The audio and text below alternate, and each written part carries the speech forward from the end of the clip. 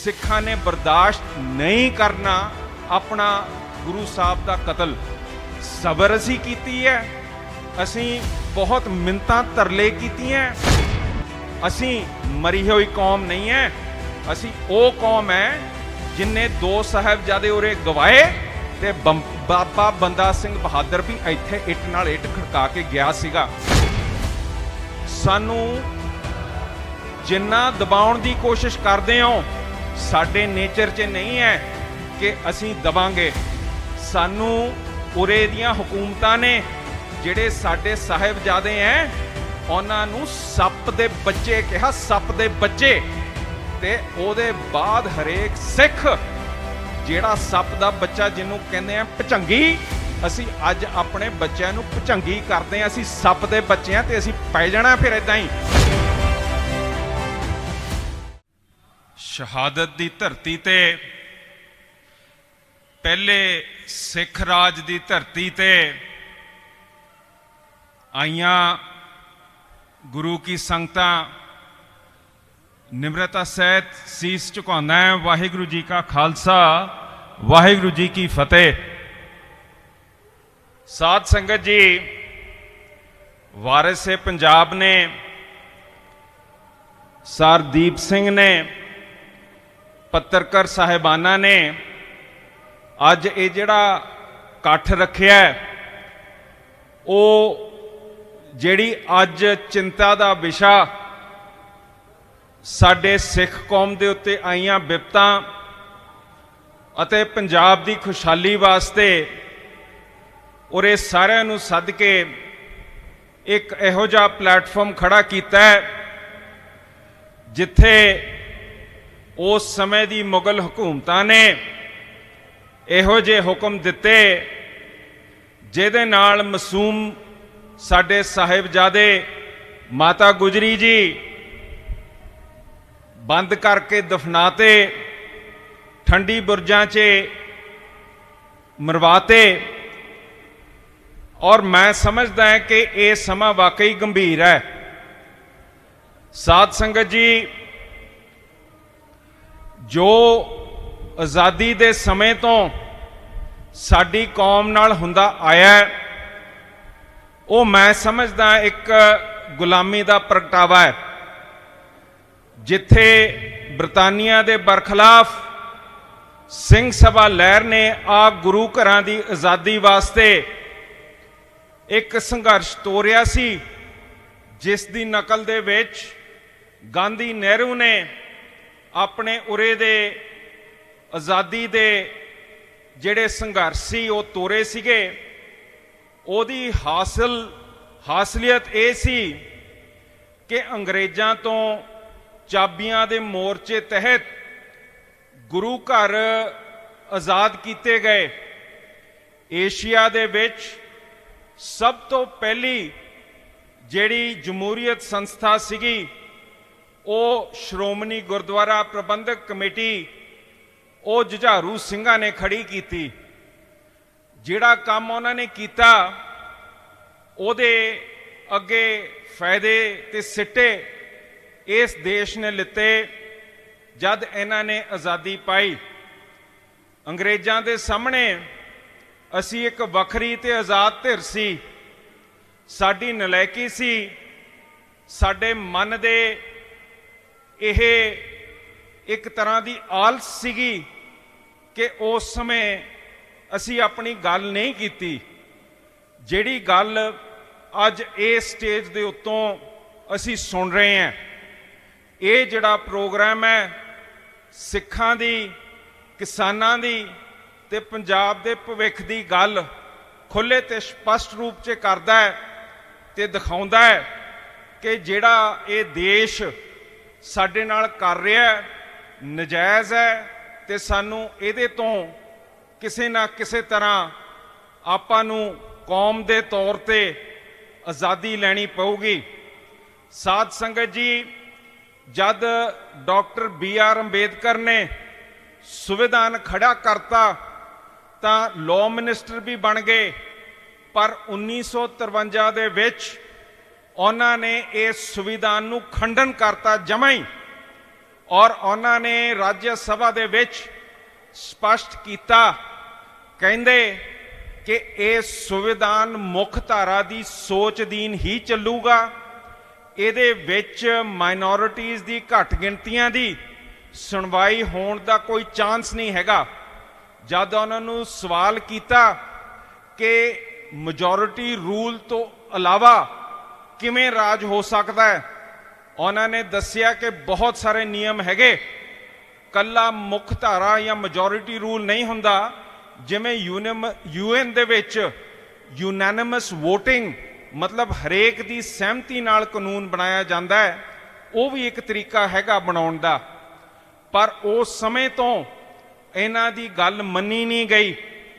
ਨਤੀਜੇ ਕੀ ਹੋਏ ਕਿ ਜਿਵੇਂ ਤੁਹਾਨੂੰ ਪਲਵਿੰਦਰ ਸਿੰਘ ਹੋਰੀ ਦੱਸਦੇ ਆ, 20ਵੀਂ ਸਦੀ ਦੇ ਸਭ ਤੋਂ ਮਹਾਨ ਸਿੱਖ ਜਰਨੈਲ ਸੰਤ ਜਰਨੈਲ ਸਿੰਘ ਨੇ ਧਰਮ ਯੁੱਧ ਮੋਰਚੇ ਦੇ ਵਿੱਚ ਉਹੀ ਚੀਜ਼ ਮਹਿਸੂਸ ਕੀਤੀ ਜਿਹੜੀ ਕਿ ਡਾਕਟਰ BR ਅੰਬੇਦਕਰ ਨੇ ਮਹਿਸੂਸ ਕੀਤੀ ਸੀ ਕਿ ਸਾਡੀ ਇਸ ਦੇਸ਼ ਦੇ ਵਿੱਚ ਗੁਲਾਮੀ ਹੈ, ਮੁੱਖ ਧਾਰਾ ਸਾਡੇ ਨਾਲ ਜੋ ਚਾਹੇ ਕਾਨੂੰਨਾਂ ਰਾਹੀਂ, ਆਪਣੇ ਐਗਜ਼ੈਕਟਿਵ ਐਕਸ਼ਨ ਰਾਹੀਂ ਤੇ ਅੱਜ ਦੇ ਦਿਨ ਜੁਡੀਸ਼ਲ ਬ੍ਰਾਂਚ ਰਾਹੀਂ ਆਪਣੀ ਮਨਮਰਜ਼ੀ ਕਰ ਸਕਦੀ ਹੈਗੀ ਹੈ।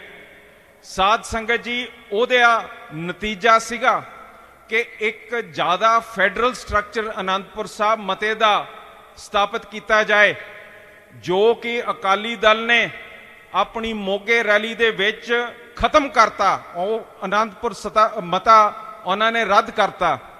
ਸਾਧ ਸੰਗਤ ਜੀ, ਜੋ ਸਾਡੀ ਗਰੀਬੀ ਆਈ ਹੈ ਉਹ ਇਹੀ ਹੈ, ਚਾਹੇ ਕਾਨੂੰਨ ਆਪਾਂ ਦੇਖੀਏ, ਸੰਵਿਧਾਨ ਦੇਖੀਏ, ਜਿਵੇਂ ਹਰੇਕ ਨੂੰ ਪਤਾ ਹੈ ਕਿ ਜਿਹੜੇ ਸਟੇਟ ਸਬਜੈਕਟ ਹੈ ਉਹਦੇ ਉੱਤੇ ਟ੍ਰੇਡ ਤੇ ਕਮਰਸ ਦੇ ਗਲਤ ਇੰਟਰਪ੍ਰੀਟੇਸ਼ਨ ਲਾ ਕੇ ਆ ਜਿਹੜੇ ਕਾਲੇ ਕਾਨੂੰਨ ਪਾਸ ਕੀਤੇ ਗਏ। ਸਾਧ ਸੰਗਤ ਜੀ, ਮੈਂ ਤੁਹਾਨੂੰ ਬੇਨਤੀ ਕਰਨਾ ਚਾਹੁੰਦਾ ਕਿ ਪਿਛਲੇ 2000 ਦਿਨਾਂ ਤੋਂ ਉੱਤੇ, ਕਹਿਣ ਦਾ ਭਾਵ 6 ਸਾਲ ਤੋਂ ਉੱਤੇ ਬਰਗਾੜੀ ਦੇ ਵਿੱਚ ਸ਼੍ਰੋਮਣੀ ਅਕਾਲੀ ਦਲ ਕਿਸੇ ਨਾ ਕਿਸੇ ਰੂਪ ਦੇ ਵਿੱਚ ਹਾਜ਼ਰੀ ਭਰ ਰਹੀ ਹੈ। ਕਿਸ ਵਿਸ਼ੇ ਦੇ ਉੱਤੇ? ਇਸ ਤੇ ਕਿ ਸਾਡੇ ਗੁਰੂ ਸਾਹਿਬ, ਜਿਹੜੇ ਸਾਡੇ ਹਾਜ਼ਰਨਾਮੇ ਜੁੰਦੇ ਗੁਰੂ ਸਾਹਿਬ ਹੈ, ਜਿਨ੍ਹਾਂ ਨੂੰ ਨਤਮਸਤਕ ਹੁੰਦੇ ਹੈ, ਉਹਨਾਂ ਦੇ ਅੰਗ ਪਾੜ ਕੇ ਸੁੱਟ ਕੇ ਗੰਦੀਆਂ ਨਾਲੀਆਂ 'ਚ ਸੁੱਟ ਕੇ ਉਹਨਾਂ ਦਾ ਕਤਲ ਕੀਤਾ ਗਿਆ। ਉਸ ਤੋਂ ਉਪਰੰਤ ਜਿਹੜੇ ਸ਼ਾਂਤਮਈ ਰੂਪ ਦੇ ਵਿੱਚ ਸਿੱਖ ਬੈਠੇ ਸੀ, ਜਿਵੇਂ ਸਿੰਘ ਸਭਾ ਲਹਿਰ 'ਚ ਨਨਕਾਣਾ ਸਾਹਿਬ, ਉਹਨਾਂ ਦੇ ਉੱਤੇ ਸੁਮੇਧ ਸੈਣੀ, ਉਮਰਾਂ ਨੰਗਲ, ਸ਼ਰਮਾ, ਉਹਨਾਂ ਨੇ ਨਜਾਇਜ਼ ਗੋਲੀ ਚਲਾ ਕੇ ਉਹਨਾਂ ਨੂੰ ਖਤਮ ਕੀਤਾ। ਸਾਧ ਸੰਗਤ ਜੀ, 2000 ਦਿਨ ਤੋਂ ਉੱਤੇ ਇਹ ਮੋਰਚਾ ਚੱਲਦਾ ਆ ਰਿਹਾ ਹੈ। 2000 ਦਿਨਾਂ ਦੇ ਵਿੱਚ ਜਿਹੜਾ ਸਰਕਾਰਾਂ ਸੀਗੀਆਂ ਬਾਦਲ ਦੀਆਂ, ਮੁੜ ਕੇ ਅਮਰਿੰਦਰ ਦੀਆਂ, ਉਹਨਾਂ ਨੇ ਕਿਸੇ ਵੀ ਪੱਖੋਂ ਪੁਲਿਸ ਦੇ ਉੱਤੇ ਕੋਈ ਇਲਜ਼ਾਮ ਨਹੀਂ ਲਾਇਆ। 2 ਅਣਪਛਾਤੇ ਪੁਲਿਸੀਏ ਲਿਖਤੇ, ਕਿਸੇ ਵੀ ਅਫਸਰ ਨੂੰ ਉਸ ਪੱਧਰ ਦੀ ਸਜ਼ਾ ਨਹੀਂ ਲੱਗੀ ਜਿਹੜਾ ਇੱਕ ਕਾਨੂੰਨ ਦਾ ਡਿਕਟਮ ਜਾਂ ਮੈਕਸਿਮ ਹੈ, ਜਸਟਿਸ ਡਿਲੇਡ ਜਸਟਿਸ ਡਿਨਾਈਡ, ਉਹਨੂੰ ਅਸੀਂ ਸੋਚ ਸਕੀਏ ਕਿ ਇਹਨਾਂ ਨੇ ਲਾਗੂ ਸਾਡੇ ਉੱਤੇ ਨਹੀਂ ਕੀਤਾ। ਇਹਨਾਂ ਨੇ ਹਰੇਕ ਪੱਖੋਂ ਕਾਨੂੰਨ, ਚਾਹੇ ਤੁਸੀਂ ਹੁਣ ਸਾਗਵਾਂ ਤੇ ਸ਼ਰਾਵਤ ਦੀਆਂ ਜੱਜਮੈਂਟਾਂ ਹਾਈ ਕੋਰਟ 'ਚ ਦੇਖ ਲਓ, ਉਹਦੇ ਵਿੱਚ ਉਹਨਾਂ ਨੇ ਕਿਹਾ ਹੈਗਾ ਕਿ ਇੱਕ ਤਾਂ ਕੇਸ ਪ੍ਰੂਵ ਨਹੀਂ ਹੁੰਦਾ, ਇੱਕ ਪਾਸੇ ਕਹਤਾ ਹੈਗਾ ਕਿ ਇਹ ਪੋਲੀਟੀਕਲ ਪ੍ਰੋਸੈਸ ਤੇ ਅਨਡਿਊ ਇਨਫਲੂਐਂਸ ਦੇ ਵਿੱਚ ਕੇਸ ਲੜਿਆ ਜਾ ਰਿਹਾ ਹੈ। ਉਹਨਾਂ ਨੇ ਕਿਹਾ ਕਿ ਨਵੀਂ ਸਰਕਾਰ ਜਦ ਆਊਗੀ ਉਦੋਂ ਸੈਣੀ ਦਾ ਕੇਸ ਆਪਾਂ ਰਿਜ਼ਿਊਮ ਕਰਾਂਗੇ। ਮੈਂ ਭਲੇ ਮਾਨਸੋ ਜੱਜੋ ਇਹ ਪੁੱਛਣਾ ਚਾਹੁੰਦਾ ਹਾਂ ਕਿ ਜਿਹੜੀ ਤੁਹਾਡੀ ਅਪਾਇੰਟਮੈਂਟ ਹੈ ਉਹ ਵੀ ਤੁਸੀਂ ਦੇਖ ਲਓ ਪੋਲੀਟੀਕਲ ਹੁੰਦੀ ਹੈ, ਤੇ ਜਿਹੜੀ ਵੀ ਸਰਕਾਰ ਆਉਂਦੀ ਹੈ ਅਟਾਰਨੀ ਜਨਰਲ ਤਾਂ ਉਹ ਆਪ ਹੀ ਲਵਾਉਂਦੀ ਹੈਗੀ ਹੈ।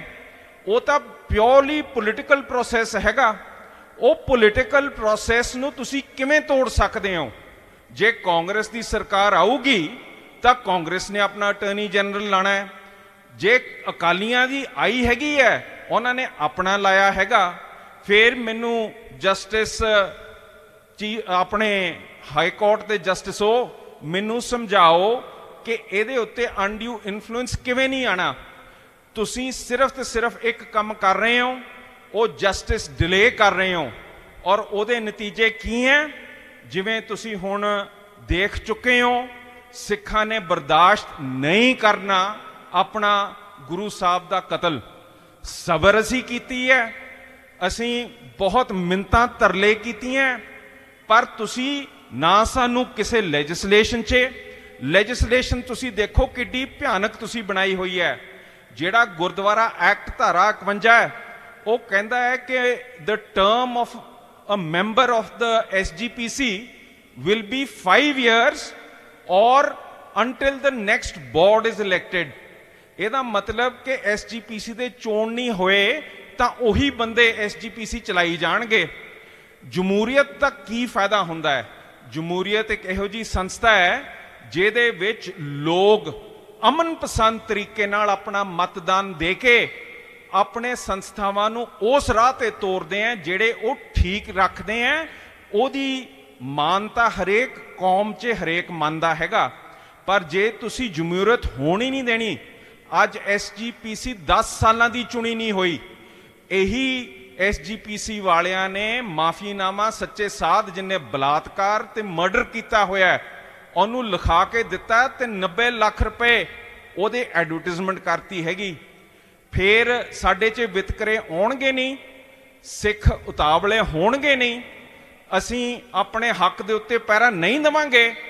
ਅਸੀਂ ਮਰੀ ਹੋਈ ਕੌਮ ਨਹੀਂ ਹੈ, ਅਸੀਂ ਉਹ ਕੌਮ ਹੈ ਜਿਨਨੇ 2 ਸਾਹਿਬਜ਼ਾਦੇ ਉਰੇ ਗਵਾਏ ਤੇ ਬਾਬਾ ਬੰਦਾ ਸਿੰਘ ਬਹਾਦਰ ਵੀ ਇੱਥੇ ਇੱਟ ਨਾਲ ਇੱਟ ਖੜਕਾ ਕੇ ਗਿਆ ਸੀਗਾ।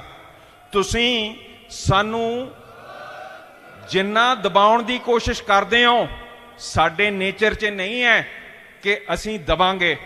ਸਾਨੂੰ ਉਰੇ ਦੀਆਂ ਹਕੂਮਤਾਂ ਨੇ ਜਿਹੜੇ ਸਾਡੇ ਸਾਹਿਬਜ਼ਾਦੇ ਐ ਉਹਨਾਂ ਨੂੰ ਸੱਪ ਦੇ ਬੱਚੇ ਕਿਹਾ, ਸੱਪ ਦੇ ਬੱਚੇ।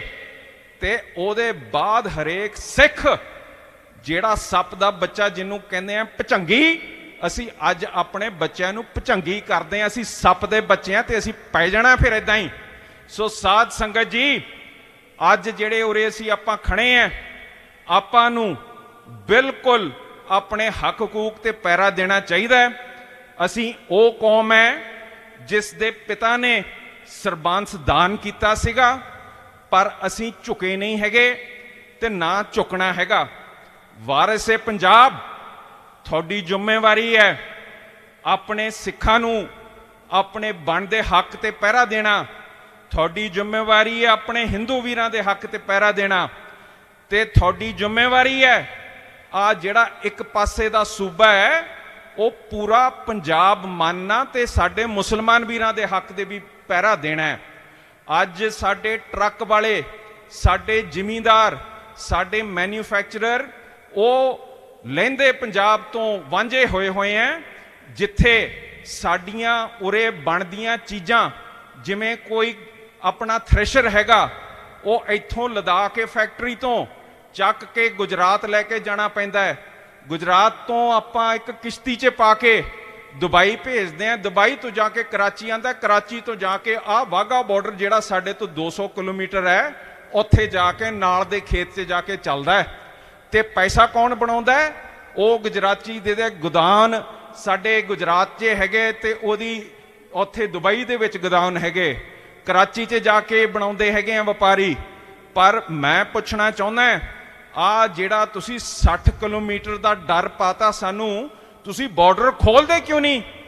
ਮੈਂ ਤੁਹਾਨੂੰ ਪੁੱਛਦਾ ਕਿ ਕੋਈ ਪਾਕਿਸਤਾਨੀ ਤੇ ਹਿੰਦੁਸਤਾਨੀ ਜਾਂ ਖਾਲਸੇ ਦੇ ਵਿੱਚ ਕਦੀ ਕੋਈ ਫਰਕ ਬਾਹਰਲੇ ਦੇਸ਼ਾਂ 'ਚ ਤੁਹਾਨੂੰ ਦਿਖਦਾ? ਭਰਾਵਾਂ ਨਾਲ ਰਹੀਦਾ ਅਸੀਂ। ਜੇ ਬਾਰਡਰਾਂ 'ਚ ਆਵਾਜਾਈ ਖੋਲੋਗੇ ਤਾਂ ਕੱਲੇ ਪੰਜਾਬ ਦਾ ਨਹੀਂ, ਪੂਰੇ ਭਾਰਤ ਦਾ 1% GDP 1% GDP ਦਾ ਵਾਧਾ ਹੋਊਗਾ, ਕਿਉਂਕਿ ਵਪਾਰ ਚੱਲੂਗਾ। ਸਾਡੇ ਇਤਿਹਾਸਿਕ ਵਪਾਰ ਦੇ ਰੂਟ ਅੱਜ ਸੈਂਟਰਲ ਏਸ਼ੀਆ 'ਚ ਹੈਗੇ, ਅਫਗਾਨਿਸਤਾਨ 'ਚ ਹੈਗੇ। ਅੱਜ ਤਾਲਿਬਾਨ ਵੀ ਤੁਹਾਨੂੰ ਮਾਨਤਾ ਦੇ ਰਿਹਾ ਹੈਗਾ, ਉਹਦੇ ਨਾਲ ਵੀ ਗੱਲ ਹੋ ਰਹੀ ਹੈਗੀ ਹੈ। ਕਹਿਣ ਦਾ ਭਾਵ ਇਹ ਹੈ, ਸੈਂਟਰ ਜਿਹੜੀ ਗੈਟ ਸਭ ਤੋਂ ਪਹਿਲਾਂ ਸੰਸਥਾ ਖੜੀ ਹੋਈ ਸੀ, ਇੰਡੀਆ ਉਹਦਾ ਸਿਗਨੇਟਰੀ ਹੈ, ਪਾਕਿਸਤਾਨ ਉਹਦਾ ਸਿਗਨੇਟਰੀ ਹੈ। ਉਹ ਅੱਜ WTO ਦੇ ਅਧੀਨ ਫ੍ਰੀ ਟ੍ਰੇਡ ਕਿਉਂ ਨਹੀਂ ਖੋਲਦੇ? ਸਾਡੀ ਆਰਥਿਕਤਾ ਦੇ ਉੱਤੇ ਇੰਨਾ ਵਾਧਾ ਹੋ ਸਕਦਾ ਹੈ ਕਿ ਆਪਣਾ ਪੰਜਾਬ ਖੁਸ਼ਹਾਲ ਹੋ ਸਕਦਾ ਹੈ। ਸਾਡੇ ਪਾਣੀ ਡੁੱਬੀ ਜਾ ਰਹੇ ਹੈ, ਸਾਡੇ ਕਨਾਲ ਨਹੀਂ ਇਹਨਾਂ ਨੇ ਬਣਾਏ ਹੈਗੇ। ਇਹ ਸਾਰੇ ਕੰਮ ਕਰਨ ਵਾਲੇ ਹੈ। ਸੋ ਤੁਸੀਂ ਜਿਹੜੀ ਧਰਤੀ ਦੇ ਉੱਤੇ ਖੜ ਕੇ ਅੱਜ ਪੰਜਾਬ ਦਾ ਲੱਕ ਬੰਨਿਆ, ਸ਼ਾਬਾਸ਼ ਏ। ਸਰਦੀਪ ਸਿੰਘ ਜੀ, ਵਾਰਿਸ ਏ ਪੰਜਾਬ, ਆਈ ਸੰਗਤ, ਐਦਾਂ ਲੱਗੇ ਰਹੋ। ਅਸੀਂ ਆਪਣੇ ਹੱਕਾਂ ਦੇ ਉੱਤੇ ਪਹਿਰਾ ਦੇ ਕੇ ਜਿੱਤ ਵੱਲ ਜਾਣਾ ਹੀ ਜਾਣਾ ਹੈ। ਅਸੀਂ ਆਪਣੇ ਪੰਜਾਬ ਨੂੰ ਖੁਸ਼ਹਾਲ ਬਣਾਉਣਾ ਹੈ। ਇੱਥੇ ਦੇ ਅਸੀਂ ਕੰਮ ਬਿਲਕੁਲ ਮੂਰੇ ਰੱਖਣੇ ਹੈ ਤੇ ਆਪਾਂ ਨੇ ਐਦਾਂ ਹੀ ਇਕੱਠੇ ਹੋ ਕੇ ਇਸ ਗੁਰੂ ਸਾਹਿਬਾਨਾਂ ਦੀ ਸ਼ਹਾਦਤ ਦੀ ਧਰਤੀ, ਕਿਸਾਨਾਂ ਦੇ ਸਭ ਤੋਂ ਪਹਿਲੇ ਜਿੱਥੇ ਸਾਨੂੰ ਹੱਕ ਮਿਲੇ ਸੀ ਜ਼ਮੀਨਾਂ ਦੇ, ਉਸ ਧਰਤੀ ਦੀ ਸੋਚ ਸਾਰੇ ਕਿਤੇ ਫੈਲਾਉਣੀ ਹੈ। ਅਸੀਂ ਉਹ ਜਿਹੜੇ ਸਾਡੇ ਹਰਮਨ ਪਿਆਰੇ ਬਾਬੂ ਕਾਂਸ਼ੀ ਰਾਮ ਨੇ ਵਜਨ ਕੀਤੇ ਸੀਗੇ ਕਿ ਗੁਰੂ ਗ੍ਰੰਥ ਸਾਹਿਬ ਨੂੰ ਮੈਂ ਸੰਵਿਧਾਨ ਪੂਰੇ ਦੇਸ਼ ਦਾ ਬਣਾਉਣਾ ਹੈ, ਉਹਦੇ ਵੱਲ ਆਪਾਂ ਨੇ ਤੁਰਨਾ ਹੈ। ਤੇ ਇਸੇ ਸੋਚ ਨਾਲ ਮੈਂ ਤੁਹਾਡੇ ਤੋਂ ਆਗਿਆ ਮੰਗਦਾ ਹਾਂ। ਵਾਹਿਗੁਰੂ ਜੀ ਕਾ ਖਾਲਸਾ, ਵਾਹਿਗੁਰੂ ਜੀ ਕੀ ਫਤਿਹ।